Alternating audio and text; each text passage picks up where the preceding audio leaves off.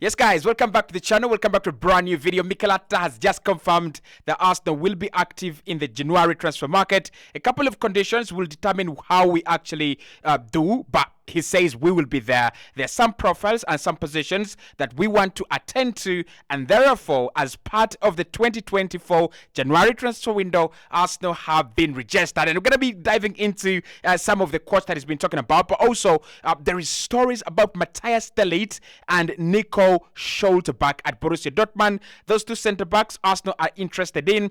Arsenal really want to bring in a centre back. We really want to strengthen in defense more than in attack, more than in midfield as well. And that shows you the importance Mikel Arteta really attaches to a midfield, to a defender and to defenses actually, as compared to midfields and attacks. Hit the like button, subscribe to the channel as well. I want your thoughts there, guys, on the comment box, in the comment box below.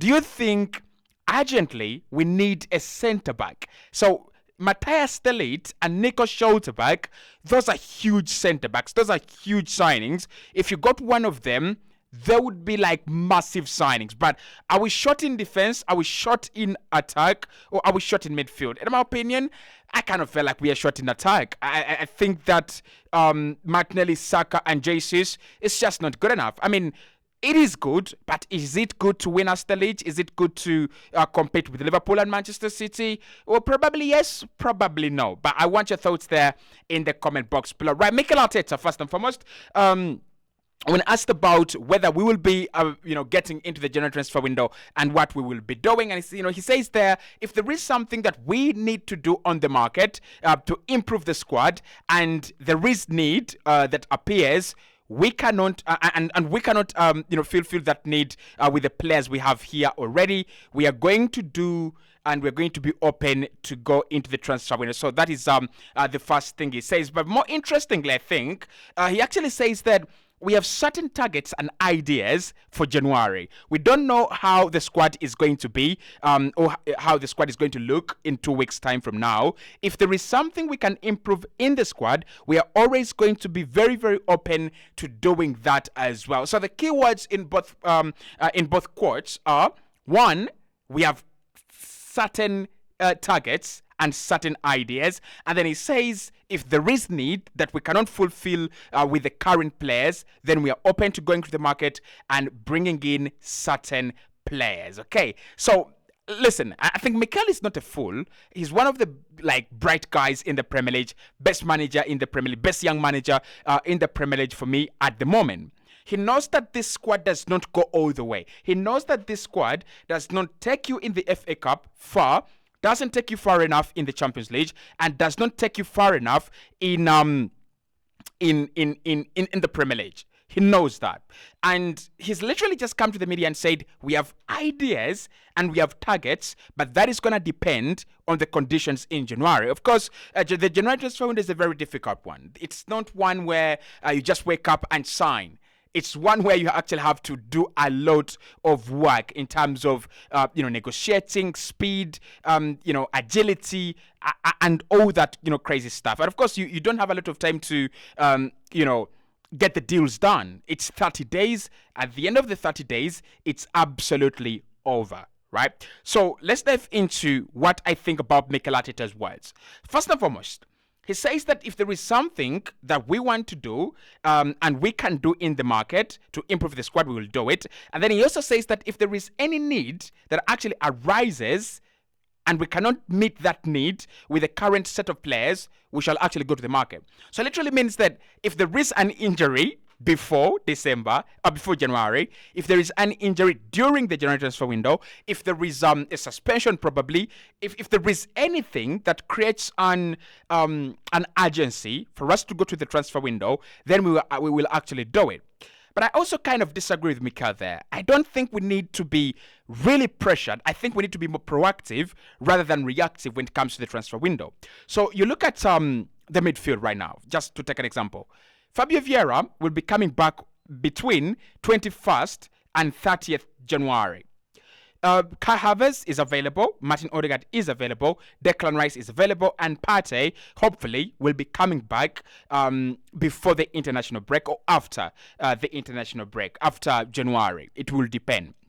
Now, that midfield looks very, very, very well stocked. It feels like the midfield is absolutely on top. But this is where the problem is, and this is where my my concern is.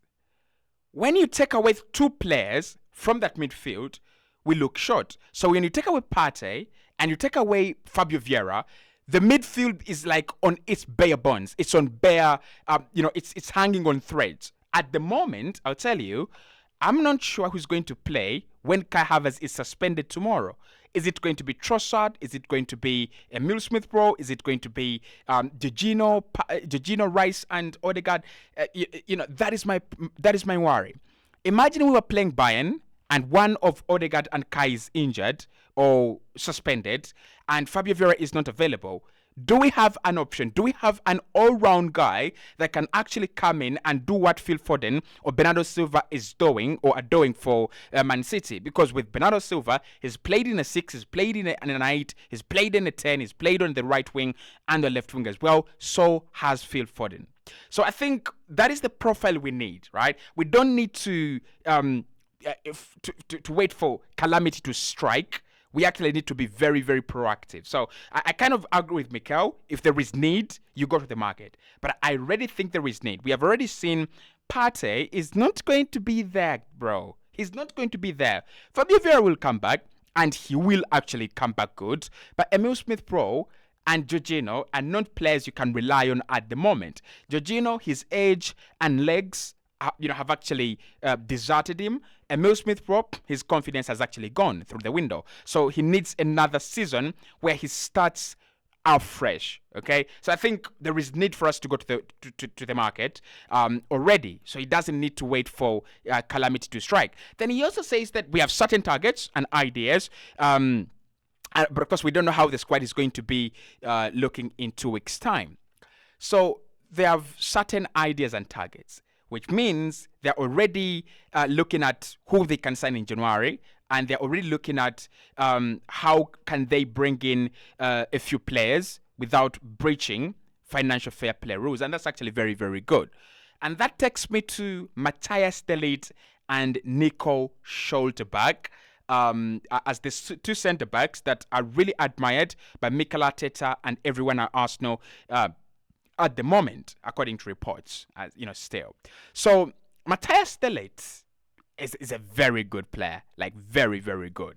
I think there's been a decline ever since him signing from Ajax to Juventus to Bayern. He's been on downward trajectory, and I think Matthias de Ligt is one of those players that could use a good manager. Like he could use a very, very organized manager, a very, very focused manager like Mikel Arteta, and a very focused project as well like Mikel Arteta's. My question with the two centre backs, Nico Schlotterbeck and de Ligt, those are huge centre backs. Those are like very, very top notch centre backs, right? Are we really short in defense or are we short in attack? When I think about it, if I was to talk about it honestly, I think Arsenal are more short in attack and midfield than actually in defense. So when Tomiyasu comes back, he can cover everywhere. Possibly, Mikel Arteta knows something about Julian Timber that we actually do not, right? So if he knows that Timber is not going to come back early, then yeah, it makes a lot of sense. It makes a lot of sense for him to go, I want a centre back, and I want to make centre backs, my priority, because I know Julian Timber is not going to come back this season. But when you look at the status update and when you look at everything, it shows that Timber is nearing his return, and Mikel Arteta himself said the player is flying in his progression to coming back. So we could wait for maybe 2 months or 3 months, and then we can actually see him. I still think our problem is not in defense. Jakub Kiwior is there. Tomiyasu is going to be back. Gabriel Saliba can play the whole season if they're not injured. And even if they are, Ben White can drop into centre back, and Alexander Zinchenko as well. I kind of feel like this season he has been durable, something he rarely does. So for me, going for Matthias de Ligt, that would be very good. But this guy is going to sit on the bench, just the same as Bayern. Are we going to drop Gabriel, one of our best players this season, although unrecognized by the fan base? No. Are we going to drop William Saliba, the most recognized, good centre back in the league? No. So Matthias de Ligt coming in is a very, very good deal, and I think he would actually get some playing time, but I don't think it is as pressing as that midfield. I don't think it's as pressing as that attack. It's the same thing with Nico Schlotterbeck. If we brought in Schlotterbeck in the summer, yeah, I'm okay with that. That's very good. You could sell Tomiyasu, you could sell Kivio, and you could bring in Nico Schlotterbeck. You could also bring in, Matthias de Ligt. Those are very good deals. But for the summer, not for January. So if the ideas that Mikel actually has and the targets, Schlotterbeck and Matthias de Ligt, I kind of feel like we are wide off the mark. I kind of feel like we are not really focusing on what the real problem is. The real problem in this squad at the moment is, how do we score more goals? How do we create How do we create goals? And how do we actually boost the number of players we can bring on in midfield and also in attack? But talking about attack, the Athletic are saying that Mikel Arteta is looking at Pedro Neto. He still loves Pedro Neto. There is a lot of interest in him. However, come January, he might be injured or just come back from injury, and it's going to take some huge offer for us to lure him away from Wolverhampton Wanderers, who are actually flying at the moment. They're really, really doing well, winning a couple of games. They've lost a couple of, but at the moment, they are not relegation threatened. So Neto is injury prone, but our wings are short. I don't know. I do not know whether the fact that we have Martinelli, Saka, Jesus could actually impact on the longevity and also on the durability of Pedro Neto. He's such a baller. He's such a very, very good footballer. But when you're such, a perishable good, when you're such a perishable guy, there is no way you're going to convince anyone that you're going to come in at a club like Arsenal that plays, every 3 days, and you're going to be fit. We play FC Porto on Wednesday, and we will play Chelsea on a Saturday or Sunday. What is the guarantee that you will be there? What is the guarantee that when Arsenal need you, you will actually be there? But I think it would also be a very good addition in January for Pedro Neto to join us.